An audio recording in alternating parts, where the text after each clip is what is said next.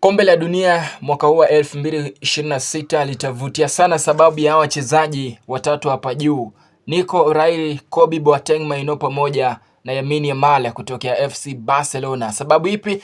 Wachezaji wenye umri mdogo sana ambao watakwenda kushiriki mashindano ya kombe la dunia katika timu zao.